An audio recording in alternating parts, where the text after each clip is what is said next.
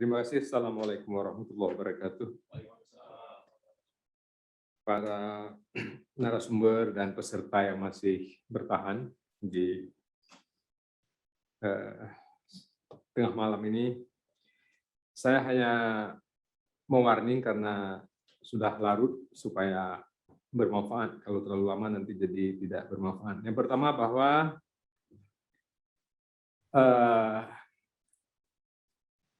perdamaian Aceh sudah 16 tahun dan ini salah satu konflik yang terlama di Asia setelah Aceh digabungkan dengan Republik Indonesia dan termasuk proyek pertama Uni Eropa dalam resolusi konflik secara resmi. Itu catatan pertama.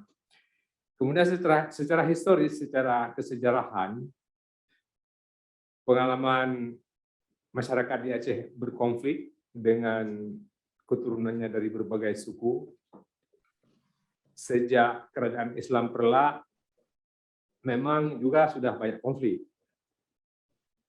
Pada masa kerajaan Pasir juga demikian. Ada konflik internal hingga konflik agama. Dengan orang luar konfliknya dengan Portugis, Belanda, dan lain-lain. Setelah bergabung dengan Indonesia, konflik pertama tidak lama setelah Indonesia diakui oleh Belanda, DITI. Lalu terjadilah rekonsiliasi dan perdamaian. Dan itu hanya bertahan kira-kira 15-16 tahun. Konflik DIT itu perdamaiannya bertahan 15 atau 16 tahun. Nah, sekarang konflik sejak 76, deklarasi Aceh Merdeka, kemudian hampir berhasil diredam total oleh pemerintah, kemudian bangkit gerakan sipil, referendum, hingga mendorong lahirnya perdamaian, ada tsunami mempercepat perdamaian, ada proses mediasi pertama, dan saya ikut terlibat di dalamnya juga dari awal, dan berkali-kali masuk penjara waktu itu.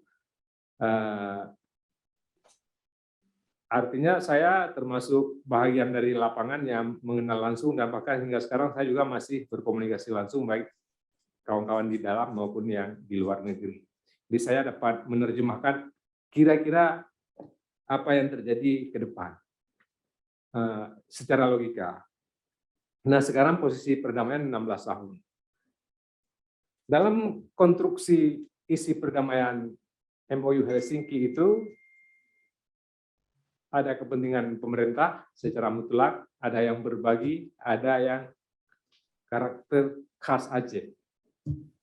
Yang khas Aceh itu mungkin seperti Wali Nenggro, ada syariat Islam, kemudian ada partai lokal tetapi boleh berafiliasi dengan nasional, tetapi yang punya kewenangan pemerintah juga tidak mungkin dihilangkan. Dan ada beberapa pasal yang multi terjemahan, plus sejak awal perdamaian Aceh memang tidak 100% kelompok perjuangan juga setuju, ada yang tidak setuju, tetapi tidak punya kekuatan untuk melawan. Dan apalagi waktu itu ada kepentingan kemanusiaan. Nah, pengalaman sejarah orang di Aceh sering berkonflik, kemudian kondisi pemerintah lokal sekarang dengan jumlah dana yang lebih besar dari pemerintah masa periode pertama dan kedua, tetapi pembangunannya mungkin tidak berjalan normal dan segala macam, itu akan menjadi pemicu baru jika tidak dikontrol dengan baik, memungkinkan perdamaian ini memungkinkan mundur atau tiba-tiba buyar karena kesalahan sendiri, kemudian masuk orang luar atau kesalahan dari luar. Jadi saya mewarning ini warning yang paling penting. Nah, supaya kita semuanya menempatkan energi positif untuk menyelamatkan keadaan. Nah, jangan sampai kembali ke nol.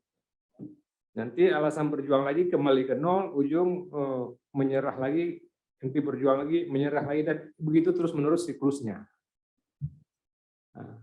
Nah, kalau kita salahkan nanti salah orang lama lagi, nanti generasi kita disalahkan oleh anak cucu kita yang akan berjuang lagi. Jadi ini kita sampaikan ini menjadi hal penting supaya ada strategi yang kita desain, yang harus kita rekonstruksi khusus, termasuk mentransformasikan isi MOU Helsinki itu ke dalam program pembangunan. Sebenarnya periode pemerintahan pertama itu sudah melakukan itu, tapi agak terpotong sebagian besar di kelanjutan periode kedua. Dan apalagi kondisi sekarang saya pantau di Aceh semakin semeraut keadaannya, karena komponen pemerintahannya tidak cukup kuat, kemudian kritik dari berbagai arah, jumlah dana besar, dan keadaan ini memungkinkan ikut memicu nanti hal-hal yang tidak diharapkan, yang sebenarnya tidak kita harapkan. Tetapi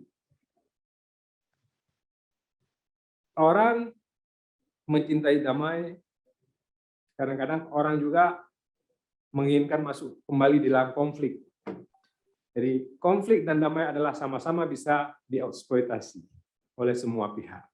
Maka itu juga jawaban siapa mendapat apa. Konflik maupun damai dapat dimanfaatkan oleh siapapun. Orang-orang yang pintar memanfaatkan konflik, dia lebih beruntung juga kalau dia konflik. Dan orang-orang yang mampu mengelola damai, dia sebelumnya tidak muncul juga bisa memanfaatkan dengan baik. Nah, sekarang tugas kita semuanya adalah memanfaatkan untuk masyarakat. Tentu ada aturan main, ada undang-undang, dan spirit nilai yang ada dalam MOU Helsinki itu yang mungkin harus ada yang mengkomunikasikan terus-menerus dengan pihak pemerintah. Karena memang pemerintah sekarang beda dengan pemerintah sebelumnya. Partai pengusungnya pun beda, sewaktu yang mendorong perdamaian. Tetapi itu tidak masalah. Saya pikir Aceh masih penting bagi Republik. Kalau Aceh tidak penting bagi Republik, tentu akan lebih bagus dibebaskan. Kan begitu kira-kira. Nah, daripada menjadi beban, daripada menjadi masalah. Dan MOU Helsinki itu bukan segala-galanya, memungkinkan dia bubar, tidak masalah secara manusiawi, secara kemanusiaan. Tetapi juga untuk kepentingan damai, pembangunan, sebaiknya itu terus berjalan. Nah, dan harus ada strategi melingkar, jalan memutar yang bagus di dalam Aceh, bagaimana menempuh hingga ke tujuan tanpa beresiko lebih besar seperti sebelumnya. Saya sepakat dan sudah sering sampaikan, dana otonomi khusus yang kita dapatkan itu tidak, kalau sebuah daerah ingin dibangun benar-benar maju itu tidak cukup. Satu. Yang kedua itu memang tidak seimbang dengan jumlah korban nyawa, harta benda, destruksi sosiokultural berpuluh-puluh tahun. Kemudian tidak seimbang dengan hasil alam yang sudah diambil. 70%, 30% bagi hasil, kemudian dana otonomi khusus itu kompensasi perang kasarnya. Waktu itu termasuk saya di dalam penjara di Malang, mengkomunikasikan dengan Pak JK, berkomunikasi dengan juru runding pimpinan GAM, karena saya juga waktu itu mau dibuat keperundingan, dibuat paspor khusus, tetapi saya tahanan tidak mungkin keluar. Nah, akhirnya kita kirim rekomendasi. Kita minta seperti itu. Nah, jadi dana otonomi khusus itu kita minta waktu itu, oke, hitung seluruh hasil alam yang sudah diambil oleh Republik, berapa? Hitung ulang, oke, nggak masalah. Tidak bisa. Akhirnya lahir itu. Jadi banyak. Maka itu harus berkelanjutan. Dan saya waktu pembahasan rancangan undang-undang di DPR ini saya ikut dengan SK Gubernur, saya mewakili GAM bersama Bang Faisal Putra SH. Juga kami menginginkan tidak ada pembatasan 20 tahun. Sampai saya WO di depan Mendagri waktu itu. Tetapi ditelepon oleh pimpinan GAM, mundur, jangan keras. Karena komunikasi dengan Pak JK nggak apa-apa. Itu sementara, nanti suatu ketika ada langkah baru. Ya, kita mundur, karena kita orang waktu itu ditugaskan untuk membahas itu bersama kawan-kawan dari pihak pemerintah. Nah, ini gambarnya ingin saya kabarkan bahwa pengalaman Aceh, sejarah konflik Aceh, kondisi keadaan sekarang, ditambah sumber daya manusia di tingkat pedesaan yang masih seperti disampaikan tadi, kemudian keadaan ekonomi, dan kerawanan masyarakat kita Aceh yang mudah dipicu seperti rumput kering yang menyambar atau tersambar puntungan rokok terbakar, dia akan terbakar semuanya. Datang angin, hembus, terbakar semuanya. Dan itu dari dulu seperti itu kalau kita belajar sejarah sosiologi dan antropologi Aceh.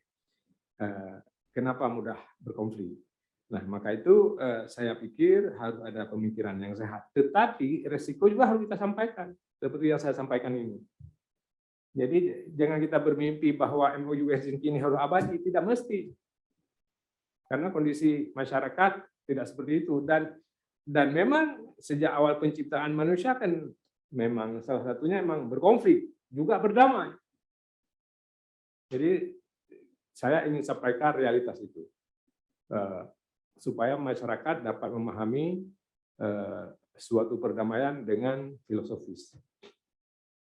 Dan bahkan agama pun tidak bisa sembarangan kita ngomong syariat segala macam lalu tiba-tiba terjadi abrak-kadabrak, tidak bisa demikian juga. Nah, Rasul pun harus bertempur sampai giginya patah, kan? Nah, tidak bisa berdoa kemudian datang malaikat dibantu secara total dia menang, kan tidak demikian. Nah, jadi artinya perjuangan harus realistis. Jadi tidak boleh memaksakan diri. Saya ingin sampaikan, sayangnya Syekh sudah keluar